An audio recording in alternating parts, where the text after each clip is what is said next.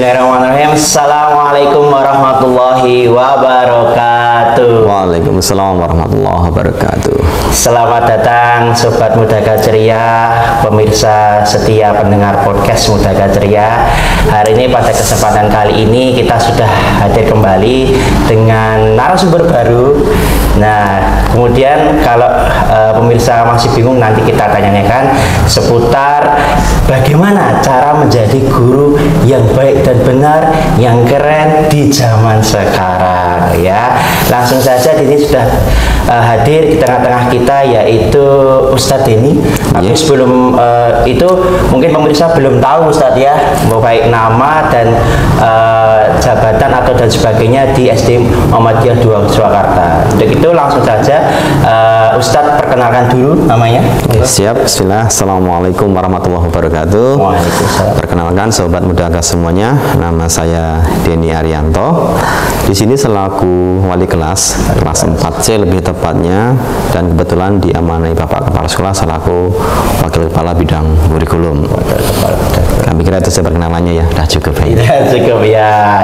Beliau adalah Ustadz Denny Arianto, berasal dari asli sebenarnya Blora, cuma tinggal di Boyolali. Boyolali, ya, benar. Beliau ada wali kelas 4C, ya, Ustadz, ya.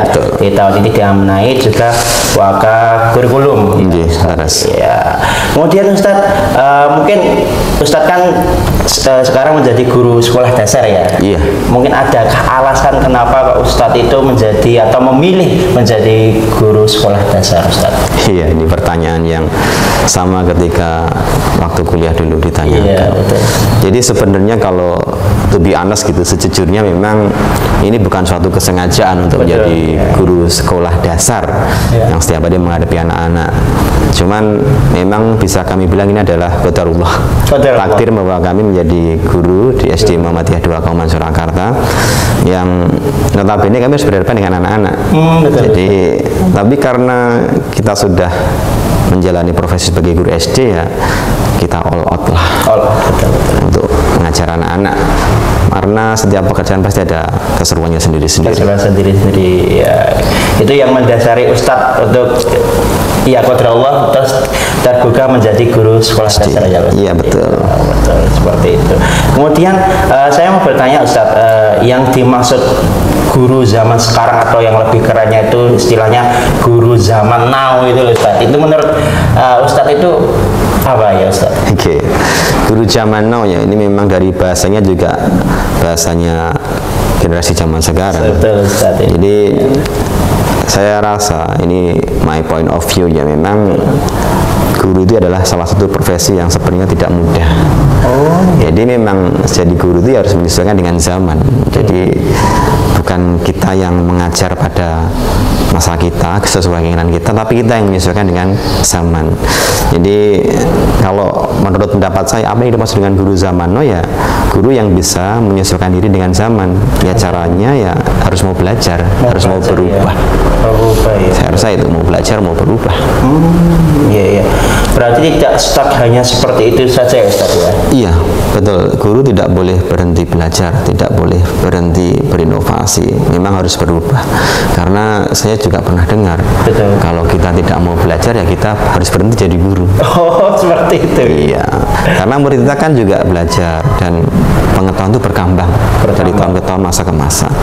Nah, kita yang tugasnya mengajari anak, ya kita harus tahu lebih dulu, atau minimal kita harus kenal kosakata, hal-hal baru yang ada pada masa zaman anak itu. Betul, Ustaz, ya. Itu mendasari bahwa guru itu seharusnya kreatif dan inovatif, ya. Tepat sekali.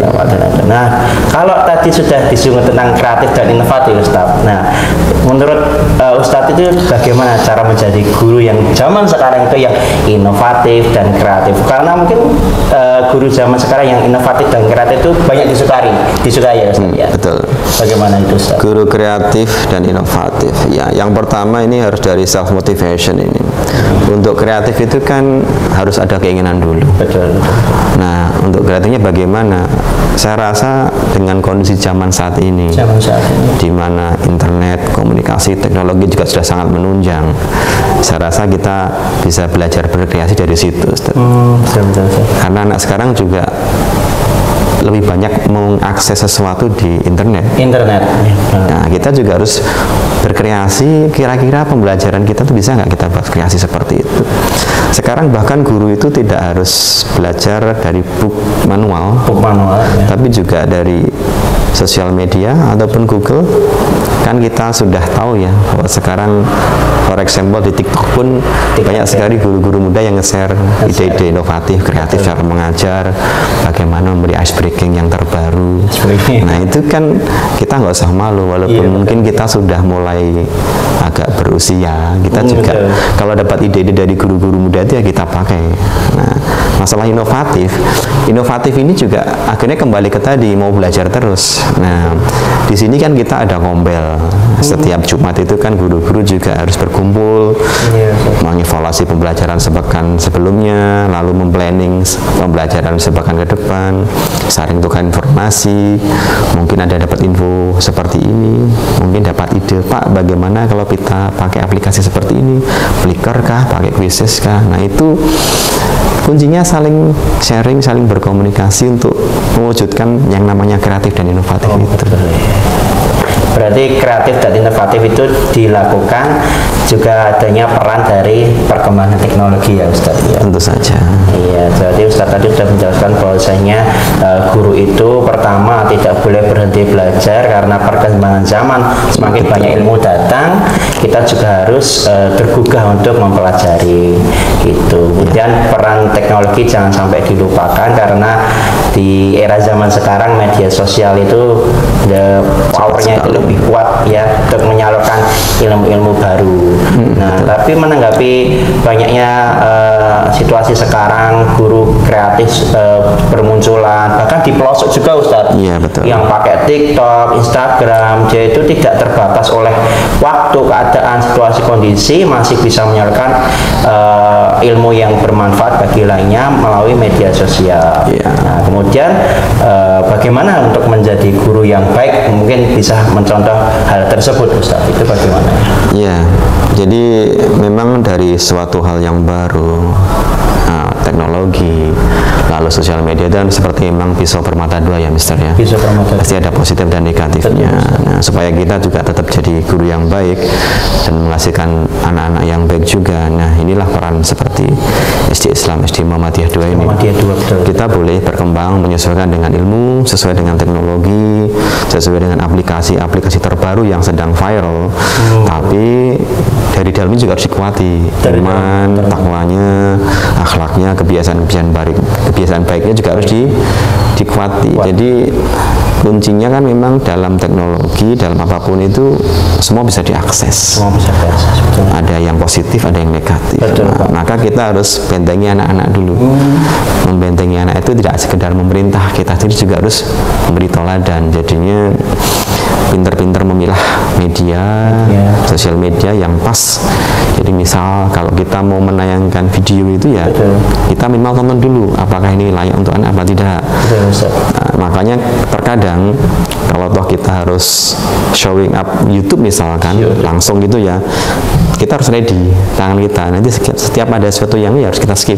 Jangan sampai apa ya mempengaruhi anak, oh ternyata seperti ini, seperti itu. Jadi kita boleh beradaptasi, berinovasi sesuai teknologi, tapi hal-hal mendasar yang baik harus kita kuati dari dalam. Betul Ustaz. Ya.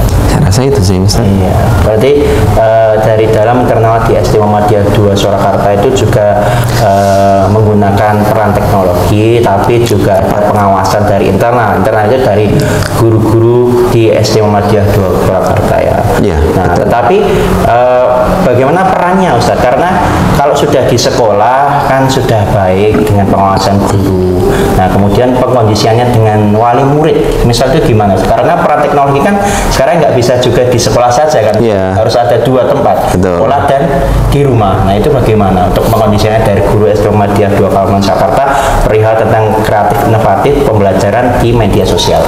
Iya, memang kalau kita runut ulang kan memang kita di sini selaku guru itu kan orang tua kedua. Betul Ustaz.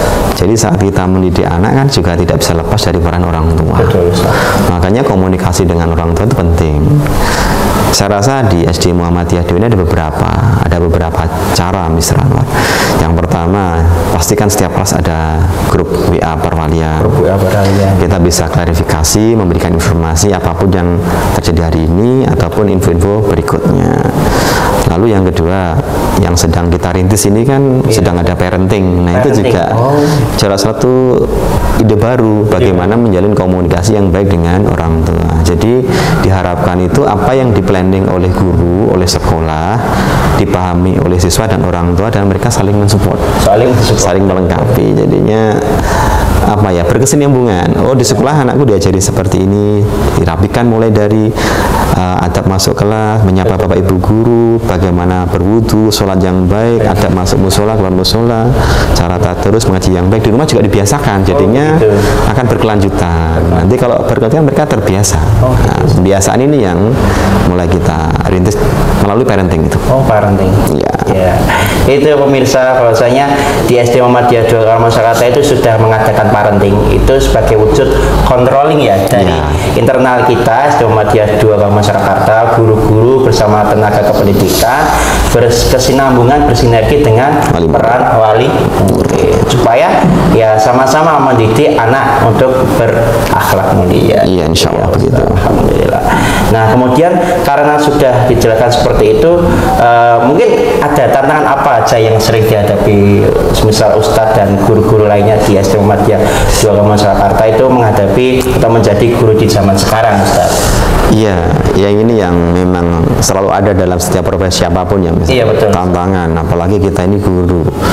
Guru itu seolah-olah jadi teladan utama bagi siswa kan, begitu. Jadi tantangan sebagai guru, apalagi pada masa-masa zaman seperti ini, itu saya rasa cukup banyak. Beberapa diantaranya, satu, mulai dari apapun yang kita ucapkan, apapun yang kita pakai, apapun yang kita lakukan itu sudah disorot anak. Maka dalam beberapa hal anak itu juga bisa dalam tanda kutip mengkomplain, loh, Pak Guru kok begini. Nah, seperti itu. Karena anak sekarang itu kritis. Nah, bagaimana kita bisa menyikapi itu dengan bijak.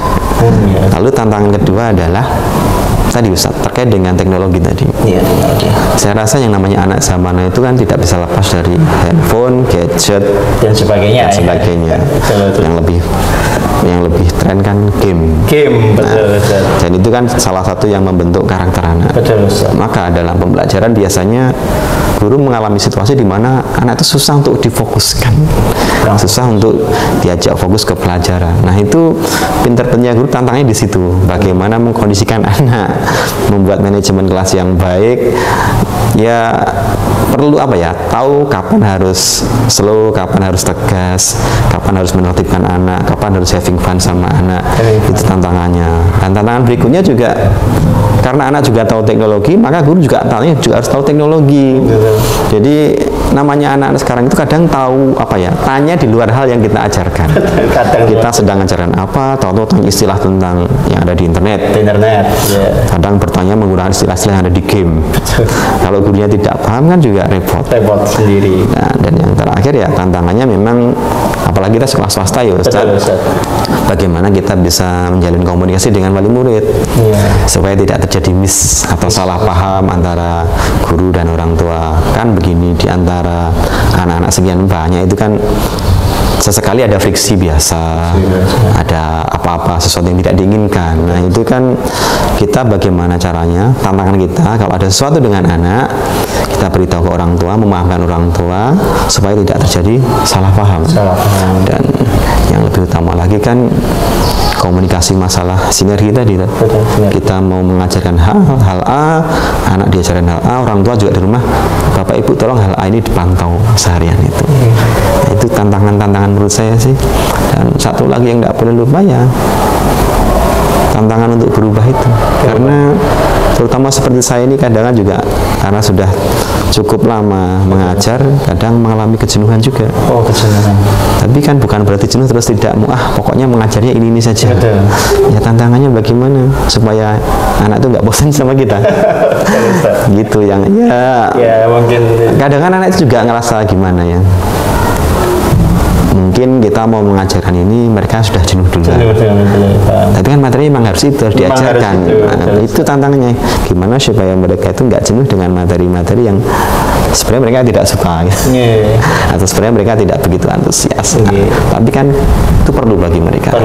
Itu saya rasa tantangannya ya beberapa di antaranya itu. Betul ya. Tadi kan sudah disinggung oleh Ustadz Denny itu tadi beberapa tantangan seperti guru itu menjadi contoh bagi anak, terus kemudian peran teknologi, sinergi dengan orang tua, dan mungkin materi pembelajaran, kefokusan anak, dan perubahan guru itu misalnya harus dilakukan. Nah, beberapa tantangan tersebut yang sudah Ustadz jabarkan tadi, mungkin ada nggak solusi untuk mengatasi tantangan tersebut tadi, Ustadz? Kalau dari kami pribadi, dari tantangan-tantangan yang ada yang sementara bisa dilakukan kami di internal kelas 4 ya memang komunikasi internal dulu Pak. Kelas ada 4A, 4B, 4C itu biasanya setelah pulang anak-anak pulang itu kumpulkan di kantor, sharing. Tadi anak saya begini. Oh begitu. Jadi ada masukan dari orang tua begini, nanti kita komunikasikan. Itu cara paling awal untuk mengatasi tantangan-tantangan yang awal tadi. Lalu yang kedua, kita kan juga banyak sumber-sumber info. Kita browsing, kita tanya di internet bagaimana mengatasi masalah-masalah tantangan zaman anak sekarang seperti ini. Dan kita juga punya atasan, ada bapak kepala sekolah, ada yayasan. Kita bisa berkomunikasi dengan mereka, termasuk juga dengan dinas. Jika itu memang terkait dengan hal yang terkait kedinasan. Jadi step by stepnya dari lingkungan paling sempit dulu, dari teman sejawat. Setelah teman sejawat ya bisa juga di internet cari-cari, bisa belum mentok lagi bisa ke guru senior, bisa kepala sekolah, yayasan, ke dinas dan seterusnya. Oh seperti itu ya. Itu beberapa solusi yang dijabarkan oleh Ustadz Denny mengenai tantangan-tantangan menjadi guru di zaman sekarang ya. Karena perkembangan zaman itu pola pikir baik wali murid, anak-anak itu jauh sangat berbeda karena banyak faktor. Nah, salah satunya itu mungkin faktor apa, Ustadz? Udah faktor penunjang yang menunjang keberhasilan jadi guru zaman sekarang itu. Kira-kira faktor apa yang bisa menunjang keberhasilan, Ustadz? Saya rasa yang pertama kemauan berubah tadi. Kemampuan berubah. Jadi guru itu harus mau berubah. Semenjak saya di guru aja sudah jadi perubahan beberapa kurikulum. Kurikulum 2006, KTSP, K13, sekarang Kurmer yang nanti 2024 akan diresmikan sebagai kurikulum nasional. Nah, kurikulum berubah ya kita harus berubah. Oh begitu. Jadi berubah maksudnya ya menyesuaikan diri dengan kurikulum yang ada. Jadi kuncinya, penunjangnya pertama kemauan untuk berubah. Dan yang kedua, sekarang itu zamannya seperti ini, jadi mau tidak mau, bisa tidak bisa, ya kita harus menunjang diri kita dengan kemampuan IT. Itu kalau menurut saya suatu keharusan sih. Saya bilang tadi kan mau tidak mau, bisa tidak bisa, harus belajar. Kalau tidak susah sekarang. Anak-anak itu kalau dikaitkan sesuatu yang baru dengan IT, dengan visual, dengan audiovisual, sesuatu yang berbau dengan hal-hal yang baru, itu mesti interestnya ada. Interestnya lebih tinggi ya Ustaz ya. Dan apa ya, saya rasa ini tiap guru SDM-nya beda-beda ya. Maka kita harus sering-sering sharing. Misalnya kok ada guru A melihat guru B, Bu itu dengan ngajar pakai aplikasi apa kok bagus? Oh bagus, iya. Oh saya pakai Woodwell Bu, saring tukar. Caranya bagaimana? Nah itu kan nanti saring tukar info, saring tukar pembelajaran, metode model pembelajaran saling melengkapi, terutama yang berbasis pada IT. Saya rasa itu kalau mau yang di berbasis zaman sekarang itu kemauan berubah sama IT. Dua hal, yaitu kemampuan berubah dan IT yang mungkin menjadi faktor dasar ya untuk menunjang keberhasilan guru di zaman sekarang. Bisa. Kemudian mungkin kemampuan apa Ustadz yang harus dikuasai guru di zaman sekarang itu dari Anda Ustadz? Kalau saya lihat sekarang sih kemampuan guru yang dituntut zaman sekarang semakin banyak. Banyak ya Ustadz ya. Semakin banyak. Variatif banget ya ini. Mulai dari kemampuan untuk mengelola administrasi guru, kemampuan memanage kondisi kelas, kemampuan berkomunikasi dengan baik dengan orang tua, betul. kemampuan mengupdate pengetahuan tentang pembelajaran baru, dan juga ya kemampuan menambah pengetahuan kita sendiri. Karena kita tidak bisa berbekal, saya dulu kuliah belajarnya seperti ini, teori seperti ini. Terkadang saat kita terangkan ke anak mentok dengan cara seperti itu. Nah, kita harus mengupgrade kemampuan kita supaya kita bisa mencari jalan lain agar anak itu paham. Di samping itu, sekarang itu tuntutannya lebih banyak, Mr. Anwar. Apalagi di kurikulum Merdeka ini, pasti semuanya juga kenal dengan PMM. Jadi PMM itu juga sebenarnya bukan suatu hal yang harus memberatkan, juga tidak. Kita harus akui di situ juga banyak pembelajaran yang bisa kita dapat ilmunya. Ada banyak video-video inspiratif yang bisa kita tiru. Ada juga banyak modul-modul belajar bisa kita adopsi, kita modifikasi. Jadi saya rasa pemerintah juga sudah baik, tidak hanya bermaksud menekankan guru dengan PMN atau administrasi, tapi kalau kita pahami lebih dalam, sebenarnya itu juga itu membantu kita. Jadi ya kita tinggal menganggapnya itu sebagai beban atau tidak ya. Terkadang memang kita ini berat sekali harus mengurusi anak, komunikasi dengan orang tua, administrasi sekolah, apalagi kita swasta juga ada hubungan dengan yayasan, tambah lagi dengan tuntutan administrasi dari PMM tadi. Ya kita jalani saja, karena itu memang tuntutan kita selalu mendidik. Jadi pendidik itu memang guru itu tidak hanya mengajar, tapi juga ternyata behind mengajarnya juga banyak. Behind-nya banyak banget ya. Makanya kadang kan sosmed kita sering dengar, tolong jangan bebani guru dengan administrasi kan seperti itu. Tapi kita nggak bisa menghindari, Pak. Karena guru itu memang perlu administrasi. Jadi tinggal kita ya ngedem gitu. Ya kapan kita fokus ke anak, kita juga care ke administrasi, kita juga sekali belajar di PMM, karena insya Allah semua bermanfaat sih untuk kita. Betul, Ustaz. Nah itu beberapa ulasan yang diberikan Ustaz ini tentang kemampuan apa yang harus dikuasai di zaman sekarang untuk guru zaman sekarang ya Ustaz. Kemudian tadi kan sudah kita berputar tentang pembicaraan teknologi ya. Betul. Nah kemudian Ustaz, seberapa penting sih peran teknologi buat kita di zaman sekarang, guru dan zaman sekarang itu seberapa penting Ustaz? Zaman sekarang 2024 teknologi itu kalau seberapa penting ya sangat penting. Sangat penting. Kalau boleh diperbulkan ya sangat penting sekali begitu. Sangat penting sekali ya. Jadi ibarat kata begini Mr. Anwar. Seorang guru zaman sekarang itu sehari internet blank aja dia udah bingung sebenarnya. Jadi kalau menurut saya itu guru zaman now itu namanya teknologi nggak bisa ditinggalkan. Mereka bisa dibilang tiap hari harus bawa laptop. Tiap hari terkoneksi dengan internet. Betul. Jadi karena dengan dua itu kita bisa belajar apapun ya. Nah, jadi sangat penting sekali itu. Bahasa teknologi itu tidak akan bisa kita lepas dalam dunia pendidikan saat ini. Tinggal kita memfilter saja. Mana yang bagus kita ambil. Kita harus berhati-hati supaya yang tidak bagus itu tidak tersalurkan ke anak. Jadi kalau kita boleh jujur ya Mr. Anwar ya, sebenarnya kalau anak-anak main game itu kan juga ada pembelajarannya. Betul Ustaz, baik komunikasi. Kan minimal mereka bisa tahu vocab bahasa Inggris. Tinggal kita mengkontrolnya. Kan itu juga bisa sebagai hiburan buat mereka, asal tidak terus-menerus. Karena juga kadang-kadang anak yang sudah addicted sama game kan nggak bisa fokus ke pelajaran. Betul Ustaz ya. Jadi penting sekali teknologi untuk zaman sekarang. Betul Ustaz, berarti sudah dijelaskan bahwa peran teknologi untuk guru zaman sekarang itu memang sangat penting. Karena dengan teknologi itu, kalau dulu peribahasanya buku itu jendela dunia Ustaz. Sekarang internet dan teknologi itu jendela dunia.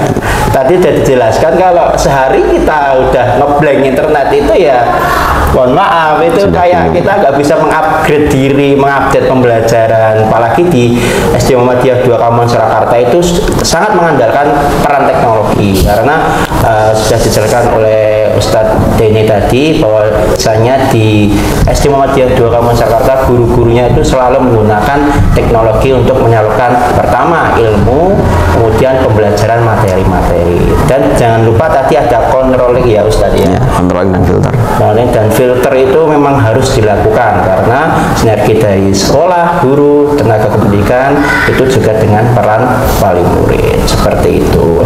Nah kemudian Ustadz, bagaimana cara menjadi guru di zaman sekarang untuk membangun pembelajaran yang pertama interaktif, kemudian komunikatif dan kreatif bagi peserta didik itu Ustadz? Bagaimana itu Ustadz? Ya, ini sebenarnya juga bisa bisa tantangan bagi guru. Betul.